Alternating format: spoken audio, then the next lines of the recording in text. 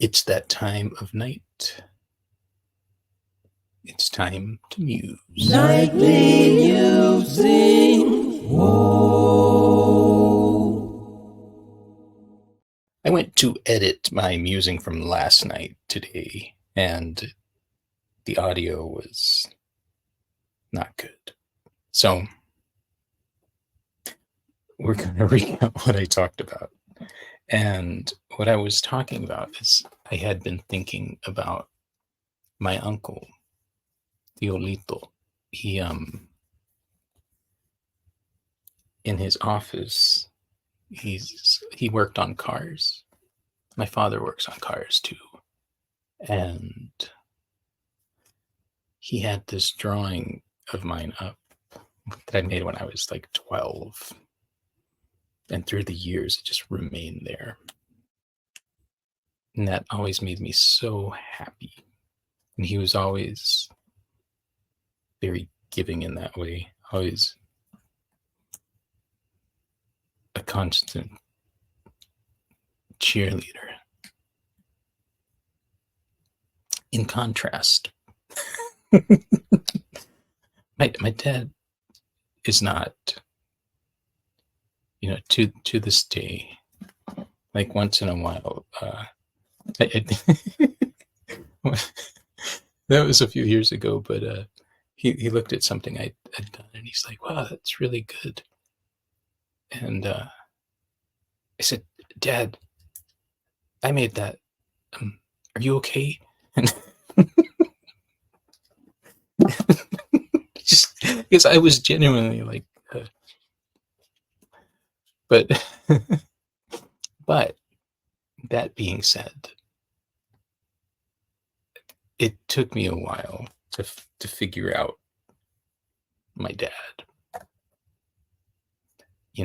I think I was in my 20s and I had done this grant show. I was very, very proud of it, very happy with it. And around that, after that, my dad had gotten laid off from his job. Like I said, he worked on cars to this day. But when that would happen, I would often help him bring his big, giant red box of tools home. And so we do that and we put it out back. And then he opened it for something. And I went and was getting something from the back where he had it. And there was a flyer from my show. And God, that meant so much to me. That he had it on display at his place of work, where coworkers would see this. Never had the words for me because I realized not everyone has that. I think I have that because my dad didn't. With my kids, I'm very, very vocal. And I realize over the years it's something I need. And this isn't like, screw you, Dad. This is just that I think all of us get in our own heads about things sometimes. And, my people are just different ways and they show things different ways and they can only express things different ways. And sometimes they don't play the script that you want. And that's certainly true with my dad. But with time, it becomes something that I'm good with. And I don't go to that place where I think, it was like kind of resentment. Like, what's his deal? Because, yeah, of course, I wanted the adoration of my dad. But you know, and I got it, and I get it. I started to pick up on his language,